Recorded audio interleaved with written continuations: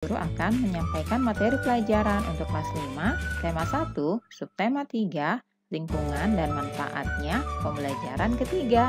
Namun sebelum kita mulai, marilah kita awali pembelajaran kita pagi hari ini dengan pembacaan doa terlebih dahulu ya. Anak-anak, coba kalian perhatikan gambar berikut ini ya. Siapa yang tahu ini gambar apa? Ini adalah gambar jembatan Suramadu yang ada di Madura. Jembatan Suramadu ini menghubungkan Pulau Jawa dengan Pulau Madura. Pulau Madura masuk dalam Provinsi Jawa Timur. Meskipun demikian, secara geografis Pulau Madura terpisah dengan kabupaten-kabupaten lain di Jawa Timur. Madura merupakan pulau tersendiri yang terpisah dengan Pulau Jawa. Untuk mencapai Pulau Madura harus melewati Selat Madura. Namun sekarang, ini berkat kemajuan pembangunan nasional, telah dibangun jembatan Suramadu yang melintasi Selat Madura dan menghubungkan Surabaya dengan Madura. Dengan demikian, untuk mencapai Pulau Madura bisa melalui perjalanan darat. Perhatikanlah gambar berikut ini ya anak-anak. Indonesia merupakan negara maritim dan kepulauan terbesar di dunia. Negara maritim adalah negara yang memiliki perairan yang luas. Hampir 2/3 wilayah Indonesia merupakan lautan, antara pulau satu dengan pulau yang lain disatukan oleh laut. Kondisi geografis Indonesia sebagai negara maritim dan kepulauan menyimpan potensi yang besar dalam bidang ekonomi, sosial, budaya, transportasi, dan lainnya. Potensi-potensi tersebut dapat menjadi modal yang penting dalam pembangunan nasional guna mewujudkan kesejahteraan masyarakatnya. Kelompok masyarakat yang bisa merasakan langsung potensi kekayaan sumber daya kelautan ini adalah masyarakat yang berada di pesisir. Banyak jenis pekerjaan yang bisa diusahakan untuk menunjang kehidupan ekonominya.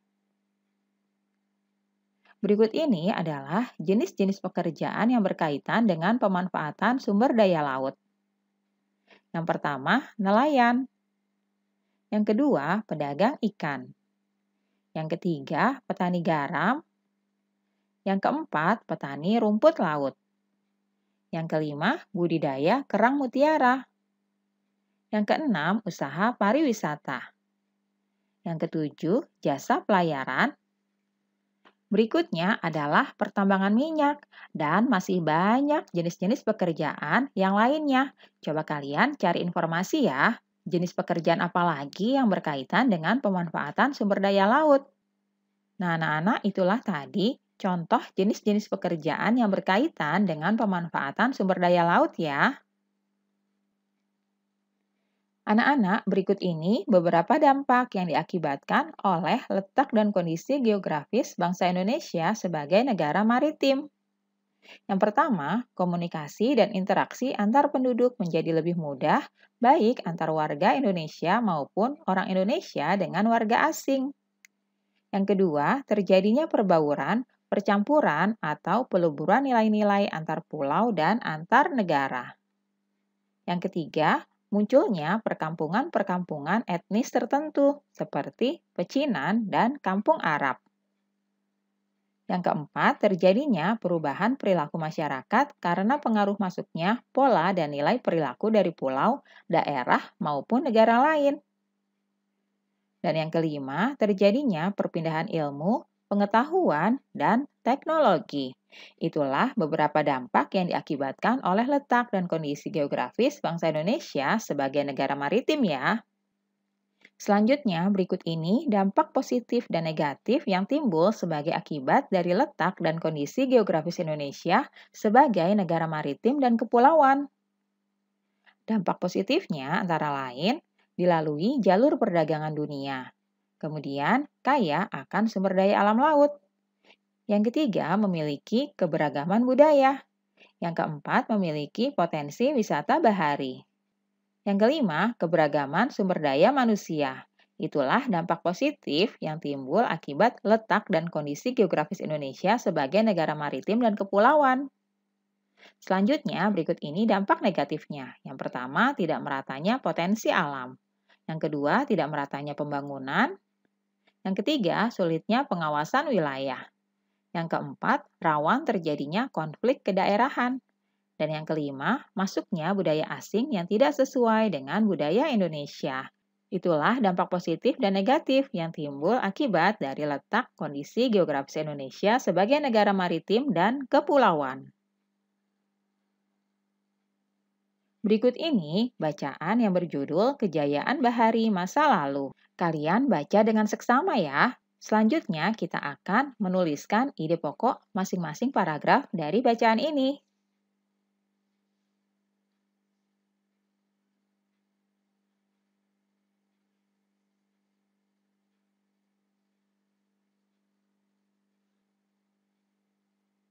Nah, anak-anak, kegiatan selanjutnya kita akan menentukan ide pokok dari tiap paragraf bacaan yang sudah kalian baca tadi. Ide pokok paragraf pertama, kejayaan bahari bangsa Indonesia telah ada sejak sebelum kemerdekaan.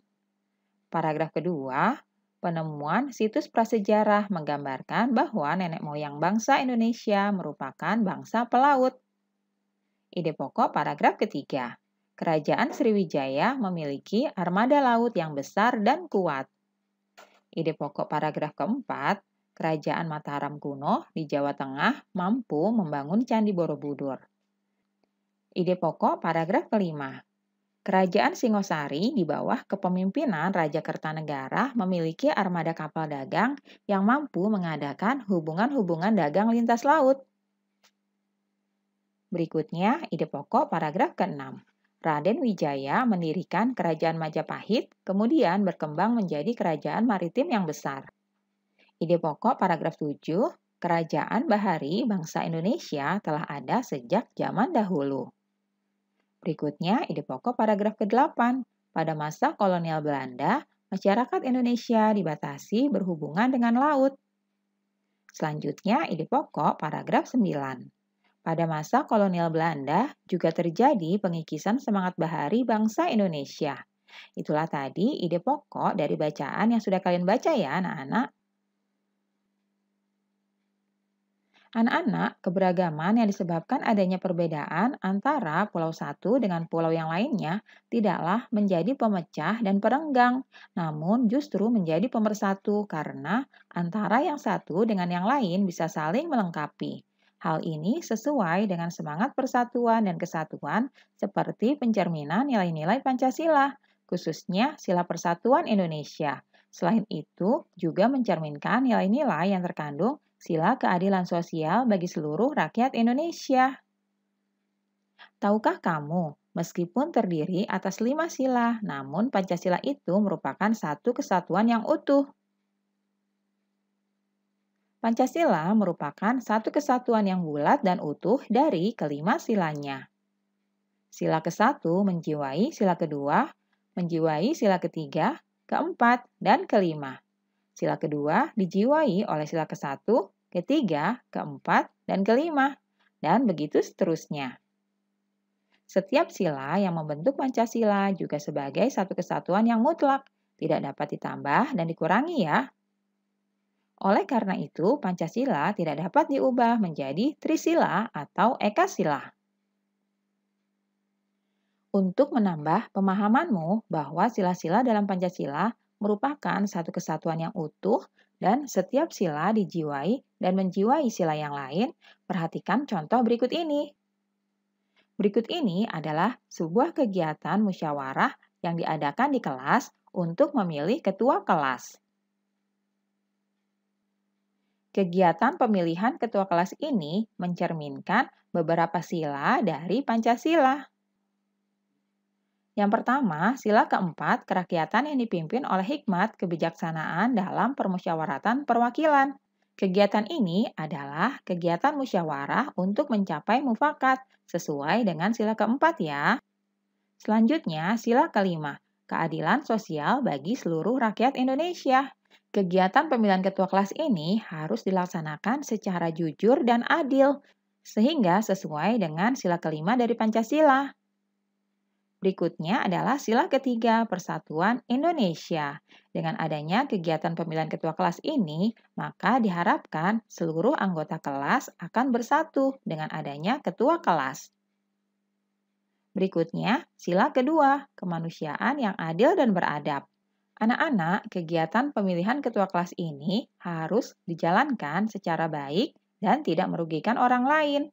Nah, anak-anak, itulah pencerminan dari beberapa sila Pancasila dalam hal pemilihan ketua kelas. Anak-anak, dalam kehidupan sehari-hari, kalian harus dapat menerapkan nilai-nilai luhur yang terkandung dalam sila-sila Pancasila.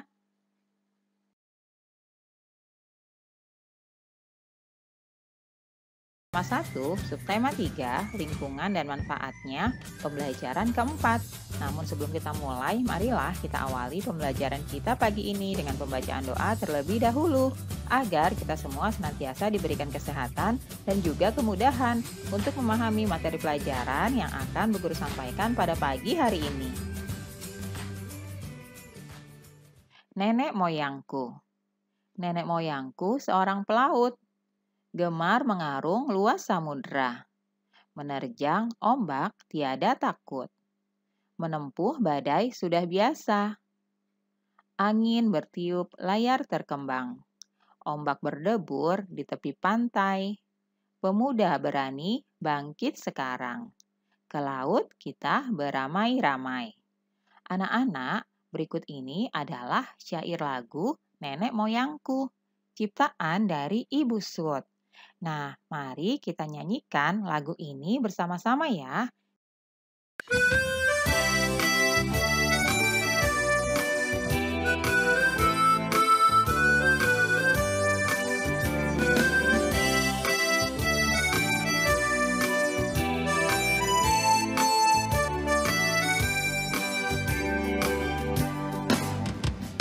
Nenek moyangku seorang pelaut, gemar mengarung luas samudra, menerjang ombak tiada takut, menempuh badai sudah biasa. Angin bertiup layar berkembang, ombak berdebur di tepi pantai, pemuda berani bangkit sekarang, ke laut kita beramai-ramai.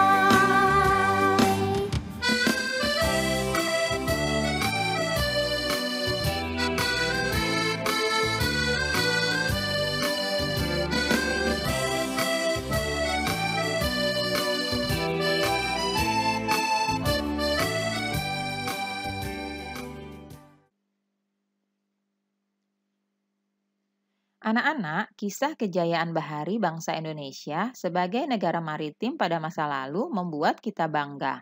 Akankah masa-masa tersebut dapat terulang lagi sekarang dan ke depan? Anak-anak, berikut ini adalah gambar kapal pinisi. Kapal ini berasal dari Sulawesi Selatan. Kapal pinisi, kapal penjelajah dunia.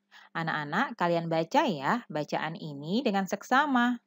Setelah itu, kita akan menentukan ide pokok dari masing-masing paragrafnya.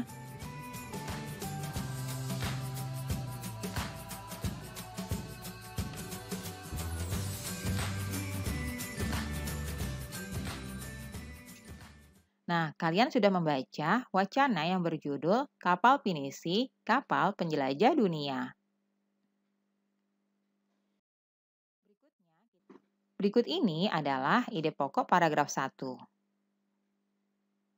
Kapal pinisi adalah sebuah kapal layar kebanggaan masyarakat Sulawesi Selatan.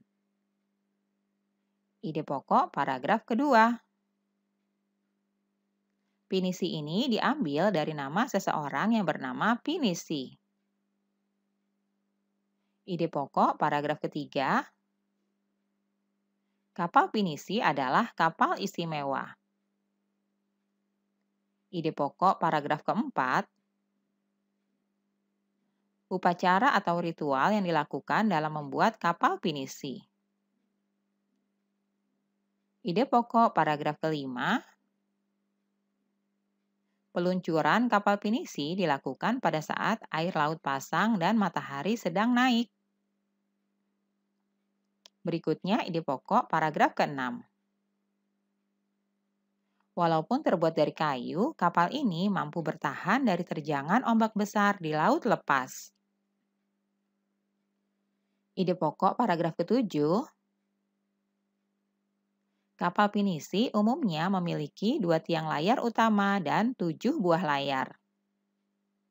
Selanjutnya, ide pokok paragraf ke-8. Kapal pinisi umumnya ada 2 jenis. Ide pokok paragraf 9. Kegunaan kapal pinisi. Ide pokok paragraf 10. Kapal pinisi dijadikan lambang salah satu gerakan WWF, yakni SOSARK. Itulah tadi ide pokok masing-masing paragraf dari bacaan yang sudah kalian baca tadi ya. Anak-anak, berikut ini kondisi geografis berupa kepulauan yang terdiri atas lebih dari 13.000 dan tersebar dari Sabang sampai Merauke, mengakibatkan beragamnya budaya bangsa Indonesia. Masing-masing daerah atau pulau memiliki budayanya masing-masing yang berbeda dengan daerah atau pulau yang lain. Budaya antara suku bangsa satu dengan yang lain juga berbeda-beda, seperti bahasa, adat istiadat, tradisi, sistem kepercayaan, dan sebagainya.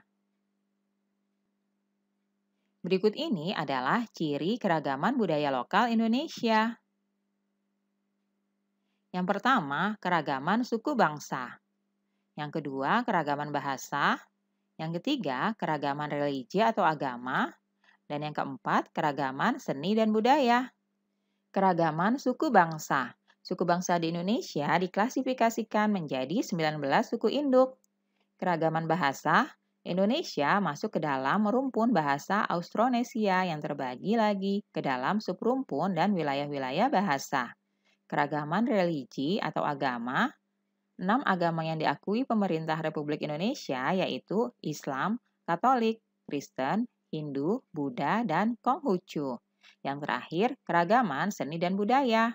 Salah satu wujudnya adalah kesenian, baik seni sastra, seni tari, seni musik, seni drama, dan sebagainya.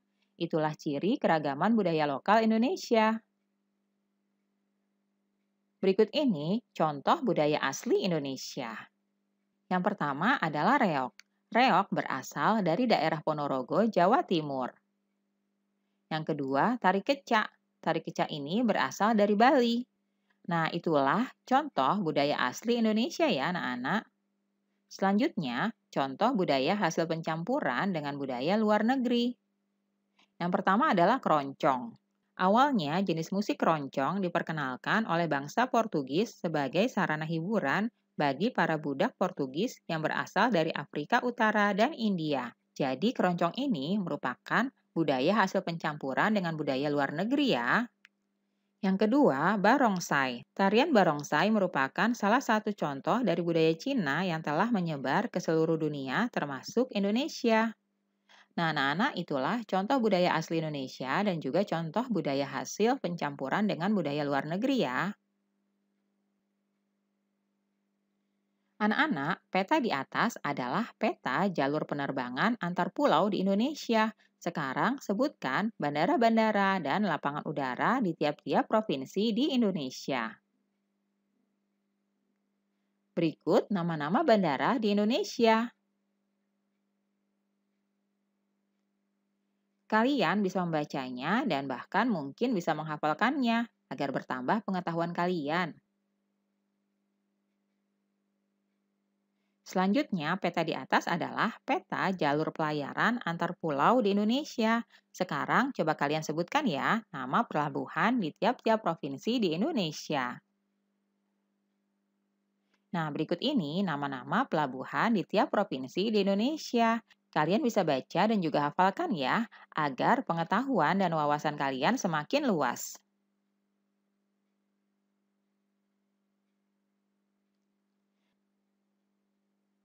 Nah, anak-anak, itulah tadi nama-nama pelabuhan yang terdapat di setiap provinsi di wilayah Indonesia.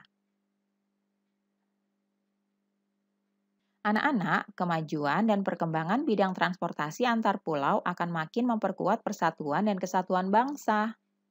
Hal ini sesuai dengan nilai-nilai yang terkandung dalam sila-sila Pancasila. Berikut adalah contoh-contoh kegiatan pengambilan keputusan bersama yang sesuai dengan nilai-nilai Pancasila. Misalnya di sekolah, kegiatan pengambilan keputusan bersamanya antara lain pemilihan ketua kelas, penentuan waktu dan tempat ekstrakurikuler, dan rapat penentuan pengurus koperasi sekolah. Di rumah, contohnya menentukan lokasi liburan keluarga, pembagian tugas di rumah, dan musyawarah saat ada masalah di rumah. Di masyarakat, contohnya pemilihan ketua RT, rapat jadwal dan lokasi kerja bakti, dan pembentukan jadwal ronda.